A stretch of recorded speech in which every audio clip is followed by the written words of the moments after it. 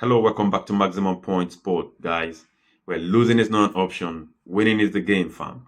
3 point lane team, fam. You know what I mean? So welcome back once more. We're back here again, back again to preview the weekend game, to look at all the games we have on the weekend, especially, of course, the key games, the most important games of the weekend. We're gonna run through all the games in the weekend and give our analysis and predictions and what we think about the game. And of course, before we go into that, let's briefly talk about the midweek games in the Champions League and the Europa League games. Where do we start, guys? Of course, Arsenal. We're gonna start with Arsenal. Arsenal are home to Monaco in the midweek in the Champions League. 3-0 to Arsenal, and it was a comfortable win, again at home. Thoughts on the game? The game actually was for me a little bit tense game because we came into that game at the back of some shaky performance away at Fulham, and of course the guys, the games, the guys actually started the game very well, and I mean the there were a lot of missed chances in that game. Gabriel Jesus, Odegaard, and them guys missed very clinical chances, especially Gabriel Jesus. He got fed with the ball. He really, he should put them 2 goals away as a striker. You don't have any excuse. He I'm sure he'd be going back home and thinking like, I should be, I mean, I should be coming out of that game with a couple of goals, even though he played, I think, about 60, 70 minutes in it. But in the end, the game ended 3-0. Odegaard as well was missed a chance. Like his pressing, that was what really caught me. Odegaard's pressing, and you can see him in every game. He keeps on he keeps on pressing the defense. Like he is that leader in the team. Odegaard is just there. He's the one whom he's the driver in it. Like he pushes the one where when he's there, he initiates all the pressing. He actually invites his teammates over to the press and everything, and you can see it nearly paid off. He caught the ball. He caught the ball. I think the Monaco defender, I can't remember his name actually, gave the ball away with a flicky pass and a flicky back pass, of course. And Odegaard was fast enough, got the ball before on the midway and raced down, down to the 18 yard. Odegaard should just dink that ball. I don't know why he tried to wrap his foot around that ball. He should just dink that ball and it should be a simple goal. And that I think we missed about four clinical chances in that game, and the game still ending 3-0. Of course, tell you how comfortable the game was. Of course, Saka was very clinical. Others were poor on that day, but Bukayo Saka was very clinical, and of course, Gabriel Jesus with that assist, and that assist was actually a great one because he took it very fast and that ball across the line, and meeting Saka, and Saka was just too clinical, and of course, that had 1-0. The second game again was pressing. Havertz and Odegaard and Saka pressing the game, and they still caught the goalkeeper and the defender again on the press, and yeah, Saka was there to finish the job. He was very clinical on that day. Saka should be having that hat trick. For me, that goal is for Saka. He should be going out of that match with his game ball. He should be going out of that match with his match ball. Like I think he should have had a hat trick. He should have had he should have had a hat trick in it. So well, but again, as it goes, the goal was given to Havertz because Havertz actually seemed like he had a little touch on that ball before and I don't know if it was really Havertz or the goalkeeper, the deflection, but then the goal was given to Havertz. So kudos, Arsenal 3, Monaco 0, and that game was a bit. Although the second half, Monaco really came out. They wanted it was still 1-0, and they wanted to try to do something. I mean, try to make a press, trying to. But of course, the midfield and the defense was really solid enough to handle all their press. And when the second goal went in, they went flat, and that was it. Game ended 3-0 in favor of Arsenal. Very much to talk about, of course. And Manchester City played the same time in Turin at the Allianz Stadium against Juventus. Juventus winning that game 2-0. The winning goal from McKennie. I mean, what a beautiful goal! Like that kick, that half volley. It was a beautiful game, and yeah, Manchester City again dropping points. As you all know, Manchester City are sitting 22nd on the log, 2 points away from drop off, and of course they travel in January to PSG. They travel in January to PSG, and of course these two clubs are really in a bad position. And if Manchester City does not win in Paris in January, they are seriously the risk of dropping out of the of the first round of qualification. And I hope so. Like for me, I pray like yeah, it that happens. And this is humility. This is a humble lesson. Like Manchester City are really taking a class. They are taking a whole course, in humility right now, and I'm loving it. I for one, yeah, I'm really loving it. I don't know. Long may it last. Again, I say, long may it last. You know what I mean? And I can't just wait to see them crashing out of the Champions League at this particular stage. I mean, it's going to mean the world. It's going to mean the world to football, not just me to football. When these guys have really they've hot football in almost a decade, like in a decade, yeah. They've injured football, yeah. So come on, what they're going through right now, it's called karma. It's called karma, and karma, when karma comes, bro, karma does not respect no one. You receive karma the perfect way. You receive karma the exact way you give out. Karma gives to you back. And that's exactly what Manchester City are receiving now. So no pity for them. And I hope it continues more and more. You know what I mean? Maximum Points channel, guys. And of course, if you're not subscribed to this channel, come on, hit the subscribe button. And of course, I'm here to always chat with you. You know what I mean? So yeah. So let's move on to the next game. Of course, the Europa League games. Manchester United and Chelsea is a win for them away from home. Of course, Manchester United went down 1-0 in the second half, but they came back, and Rasmus Højlund scoring both goals, making it 2-1 for Manchester United, and Chelsea cruising against Astana, winning 3-1 away from home. A good win for them. Liverpool winning the game against Girona, the first on Tuesday, 1-0.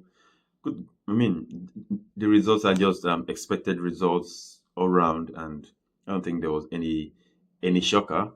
I don't think there was any shocker during the week. I expected Juventus to really stay solid against Manchester City, and they did. So there was no shocker for me. And midweek was fine. It was good. Everyone went back good, except one team, Tottenham Hotspur. Anyway, Tottenham went away to Rangers in Scotland, and of course drew 1-1 in Glasgow there, and yeah, uh, that was always expected. It was always going to be a difficult game for Tottenham, owing to the fact that they're suffering injuries. I think the defenders are. I think a couple of they have a couple of players out still out. And of course it's always going to be a difficult game. Moving on to the weekend, the Premier League is back again tomorrow, and action will begin action again with Arsenal again hosting everything at the Emirates Stadium. We also have Liverpool playing same time tomorrow against Fulham. Of course, you remember Fulham held Arsenal to a 1-1 draw last weekend. It was a very compact defense from Fulham, but I don't see that defense working at Anfield. I believe that Anfield crowd is really going to be terrific for the Fulham players, of course. And Fulham, give them the credit, they've been doing really good in a couple of in I mean in the Prem, they've been doing really good. They're sitting very comfortable, around the Europe position, and that's their aim, that's their target. With the kind of football they're playing, I mean, they could make Europe. Although I don't see them going back home with any point tomorrow. I see Liverpool cruising to a comfortable win, and yeah, the race for the title keep on getting hotter and hotter, and we'll see after tomorrow where what Arsenal and Liverpool what the results are going to be, but definitely are going to be easy wins for the both teams. Arsenal at home to Everton. Everton, remember Everton game is going to be a very difficult game. Everton have rested 2 weeks because last week they didn't play against Liverpool because of the adverse weather condition in Liverpool. So they'll be coming into this game with a very very I mean they'll be heading into the game very refreshed, And since that time, Arsenal has played 2 times, playing in the Champions League and playing in the Premier League against Fulham. So they'll be the tired team, So yeah, but what we're gonna say, like this game, if it was away at Everton, if this game was away at Everton, I would be really scared. I'll be really scared because the team is going to really come back, especially at the back of a 4-0 victory against Wolves at home. It would have been a very difficult game, but I think this game is going to be a smooth ride for both Arsenal and Liverpool tomorrow. But let me know your thoughts in the comment section, and tell me what you think about these games.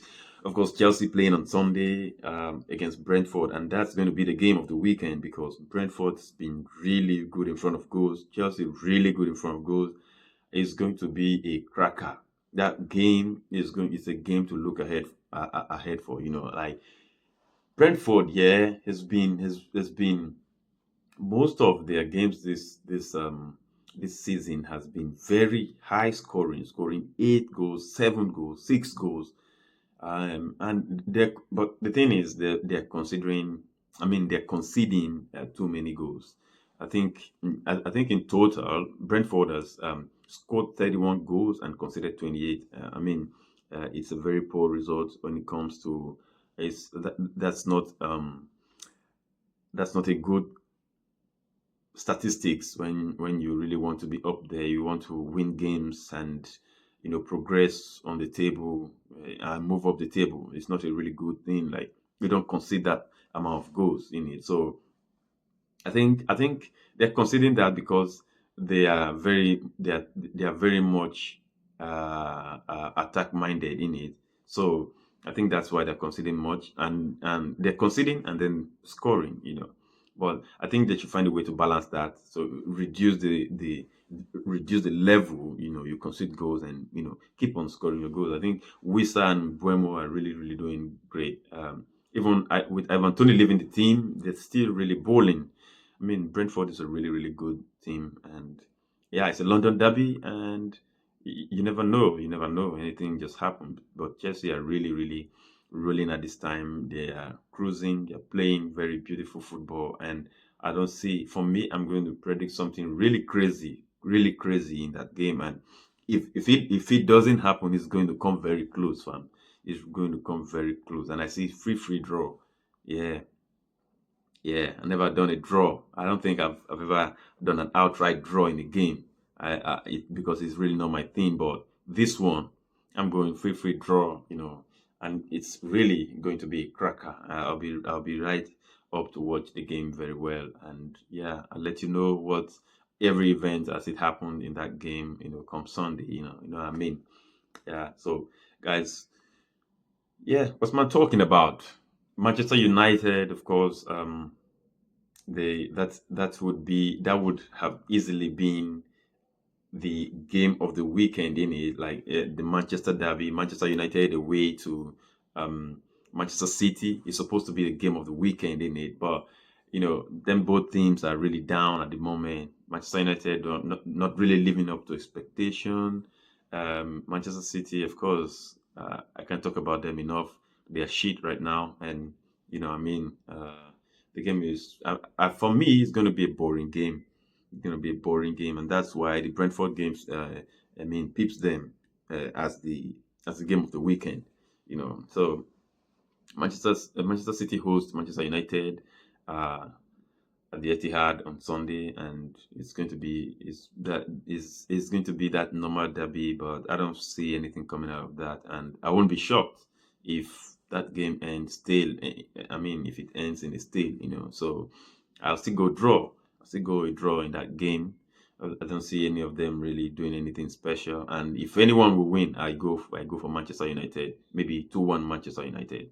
Yeah, so let me know your thoughts about that game as well, and of course, and don't forget, Manchester United defense really looks really, really good. Looks really good. They've been conceding few goals and I don't think Haaland right now is not getting service, so I don't see how Manchester City are really going to break that defense down and score goals. And I'm very sure United are always going to score their goals. So worst case scenario is a draw, but if there's going to be a win, I go United 2-1. You know what I mean? So let me know your thoughts in that. What you think about that, and of course, we'll be here to review all the games after the weekend. Tottenham away to Southampton. Again, Tottenham has been really, really poor, doing really, really bad in the league, and of course, again, drew away to Rangers at the for during the week, the Europa League games, and they're really in a bad place. They've been I can't believe it's only December, but Tottenham have lost 7 goals already. Seven games already, and they've been conceding goals anyhow. Going 2-0 up against Chelsea and conceding four on a bounce. It's crazy. It's crazy. So being away at Southampton under the lights, Southampton really. Don't forget Southampton really gave it to Liverpool when Liverpool went there. They are really good as well, but I know they've been losing games, hell of games. They've been losing hell of games, but these guys they look sharp as well. They look sharp. I don't think it's unfortunate. They don't really deserve to be where they are, but that's the Premier League. Every other teams are stronger than them, and that's why they are where they are. So for Tottenham to win that game, they must be at speed. But as you all know, Tottenham you can never predict. Once they are on it, when they are on it, they always score, and they score very high number of goals. You know what I mean? So that's that. Let me know again. Don't forget to subscribe to the channel. Let me know your thoughts in the comment section, and of course, I'll see you a lot soon, guys.